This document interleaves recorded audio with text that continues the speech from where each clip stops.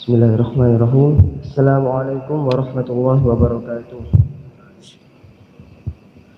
Alhamdulillah ja'ala Islam dinan wa atamma alaina ni'matahu al-wafirah. Asyhadu an la ilaha illallah katabal izzata liman i'taza bihi wasta'adda nasrahu. Wa asyhadu anna Muhammadar Rasulullah ba'athahu Allah hadiyan ilal haqq wa da'iyan ilaih wa mujahidan fi sabilihi wa arsyadahu ila an ya'mala lid dunya kama an ya'mala li akhirati. Jamaah salat subuh yang insyaallah dirahmati oleh Allah, sebelum saya memulai kultum saya pada subuh kali ini, saya hendak mengkritik jamaah terlebih dahulu. Pertama, saya ini kan masih seorang santri, jadi saya masih kurang pantas kalau mendapatkan label UST, karena saya lihat tersebar di grup ternyata ada label UST Rifki Rinaldi, padahal ini jelas saya itu masih santri. Dan masyarakat Indonesia beranggapan UST itu adalah seorang ahli agama, padahal Bapak Ibu jamaah kalau perlu diketahui, saya ini masih belum menyelesaikan satu kitab apapun di dalam bab-bab agama. Jadi kedepannya saya minta kepada para panitia untuk kata-kata UST titik diganti AKH saja, diganti akhi, itu lebih baik, lebih tepat. Mungkin itu saja yang saya sampaikan sebelum mulai kultum saya. Langsung saja kita masuk ke pembahasan materi. Pertama, di rakaat pertama tadi saya membacakan surat Yusuf di juz ke-12. Insya Allah kalau saya nggak lupa di halaman 18, juz 12 halaman 18 sampai ke halaman 19, bahwa Nabi Yusuf diceritakan wadakhala ma'ahu sijna fatayan, dan Nabi Yusuf ini ketika beliau dimasukkan penjara, beliau berbarengan dengan dua orang. Yang satunya orang yang memeras anggur, dan yang satunya orang yang wadakhala ma'ahu qala ahaduhuma inni arani asiru khamra wa qala al-akharu inni arani ahmilu fawqa ra'sin. Dan orang satunya orang ini orang yang bermimpi di atas kepalanya dia membawa roti, kemudian roti itu sebagian dimakan oleh burung. Kemudian Nabi Yusuf, orang ini meminta takwil kepada Nabi Yusuf, dan Nabi Yusuf berkata seperti ini, qala la ya'tikuma ta'amun, tidaklah datang makanan kepada kalian kecuali illa naba'tukuma bi ta'wilihi, kecuali aku udah tahu takwilnya sebelum makanan kalian. Zalikuma mimma 'allamani rabbi, ini adalah kemuliaan yang Allah berikan kepada saya, yang Allah ajarkan kepada saya. Ini taraktu millah qaumil la yu'minuna billah wa hum bil akhirati hum kafirun, sesungguhnya aku ini meninggalkan agama orang-orang yang tidak beriman kepada Allah. Jadi Nabi Yusuf di sini mulai berdakwah di penjara. Jadi Bapak Ibu jamaah sekalian, satu hal yang harus kita garis bawahi, bahwa berdakwah itu bisa di mana saja. Nabi Yusuf ini mulai berdakwahnya dia di penjara. Dia berdakwah di penjara, mendakwahi orang-orang yang dituduh kriminal, yang dia itu jelas-jelas kriminal. Jadi Nabi Yusuf berdakwahnya itu di penjara. Intinya dakwah itu bisa di mana saja. Dakwah itu bukan hanya di masjid.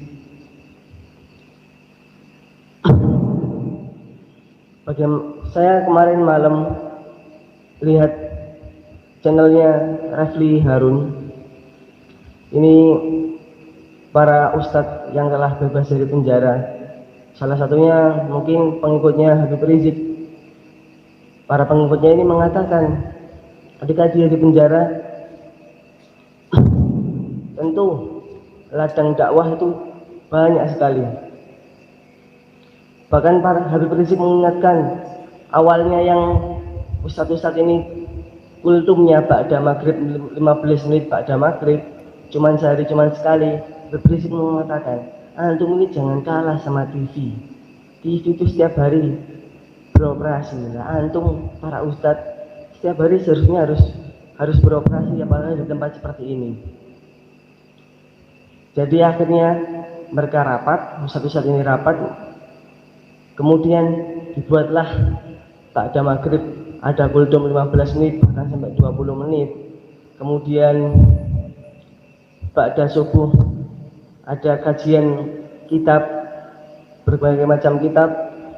Kemudian nanti asar ada kajian menghapus buta huruf Al-Quran. Bahkan nanti sampai ada orang yang berusia 64 tahun itu sudah bisa membaca Al-Quran selama sampai sekitar 5 hari sampai 5 hari sampai seminggu beliau sudah bisa membaca Al-Quran. Itu dikarenakan dakwahnya para ustadz-ustadz tadi. Dakwah mereka di mana-mana. Buya Hamka, sosok Buya Hamka, ketika beliau dimasukkan penjara, beliau apakah diam saja? Enggak, beliau mengarang kitab Sayyid Qutb yang beliau masuk penjara di waktu pemerintahnya rezimnya Gamal Abdul Nasir.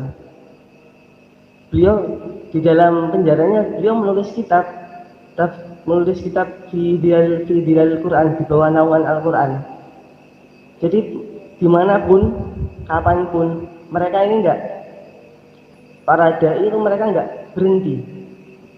Makanya kita yang di sini kita enggak di penjara, kita ada keluasan bebas untuk berdakwah, maka sampaikanlah Islam kepada orang-orang. Contoh kalau kita di perkantoran, kita mengucapkan salam kepada orang, pada rekan kerja kita, atau kita menumbuhkan jenggot,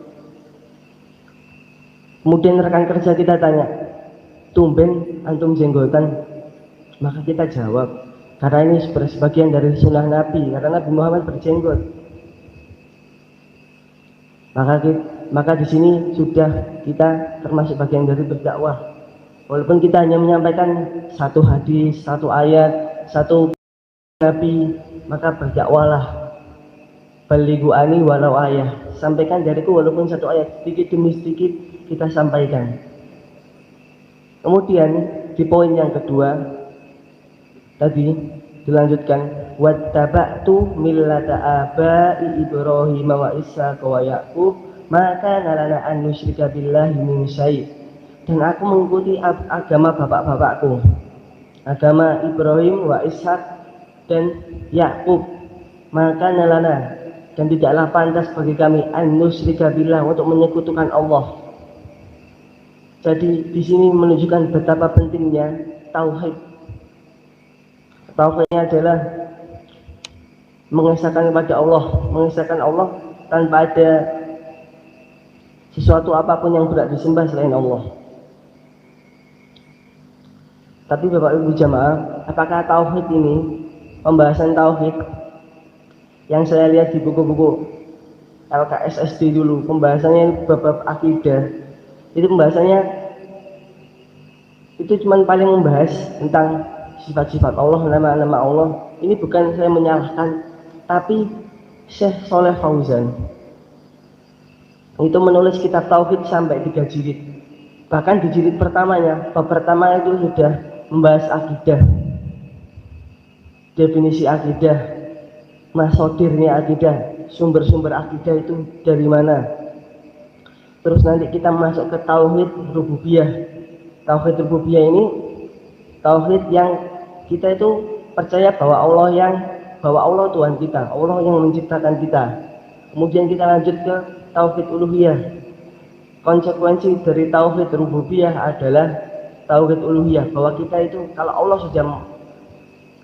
Allah ini sudah menjadi Tuhan kita, bahwa konsekuensinya kita adalah mengibadah hanya kepada Allah. Kemudian masuk ke tauhid asma wa sifat, membahas nama-nama Allah dan sifat-sifat Allah. Dan yang terakhir, ini saya sampai kaget membahas sampai al-wala wal bara. Artinya loyalitas kita kepada umat, kemudian berlepas dirinya kita dari kaum kafir. Jadi ini berhubungan. Saya bertanya kepada Ustadz saya, Ustadz, apa hubungannya al-wala wal bara, loyalitas kepada kaum muslimin, berlepas diri dari kaum kafir, dengan tauhid kita? Nah, Ustadz saya menjawab, konsekuensi logis dari tauhid yang benar, dari akidah yang benar adalah kita mencintai sesama orang-orang mukmin, dan kita tidak mencintai kepada orang-orang kafir. Kita tidak menjadikan mereka sebagai seorang pemimpin di antara kita. Kita tidak menjadikan mereka sebagai teman kepercayaan. Di sini akhirnya Syekh Shalih Fauzan bahkan sampai menulis hukum-hukumnya, bagaimana kita hukum tinggal di negeri orang-orang kafir.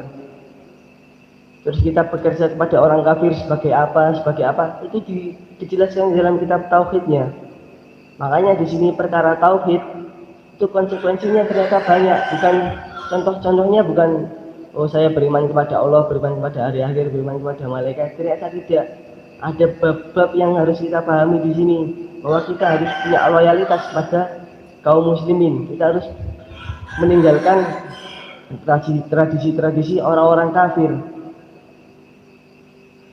Maka para jamaah subuh kali ini ada 2 poin yang harus kita garis bawahi yang menjadi saksi bahasan kita subuh kali ini. Pertama tadi, berdakwah tidak melihat tempat, tidak melihat waktu. Kalau kita mempunyai ilmu, sampaikan dimanapun, di kantor, di rumah, kita sampaikan dakwah ini, sehingga Islam menyebar kepada masyarakat luas, dan masyarakat luas menjadi mengerti apa sebenarnya itu Islam itu sebenarnya apa. Karena banyak masyarakat kita yang Islam ternyata masih belum tahu tentang agamanya. Tapi kita di sini sama-sama belajar. Saya juga belajar, para jamaah juga belajar. Kita di sini sama-sama bekerja sama untuk menyampaikan risalah dakwah ini. Kedua, pentingnya bertauhid, bahwa konsekuensi tauhid bukan berarti kita menyembah kepada Allah, mengesahkan kepada Allah, tapi ada konsekuensi yang lain tadi. Ada konsekuensi al-wala wal bara tadi. Kita memiliki loyalitas kepada kaum muslimin dan memutus hubungan, dan kita tidak mencintai orang-orang kafir. Memutus hubungan secara batin, bukan secara kondisi sosial masyarakat kita. Kita tidak mencintai orang-orang kafir. Bagaimana juga Syekh Shalih Fauzan di sini menjelaskan hukum-hukum tinggal di negara-negara orang-orang kafir, itu dijelaskan sama beliau. Wajibnya hijrah atau tidak, beliau menjelaskan ternyata. Maka di sini pentingnya tauhid, dan tauhid itu memiliki konsekuensi yang jelas tadi. Mungkin ini saja yang bisa saya sampaikan. Wassalamualaikum warahmatullahi wabarakatuh.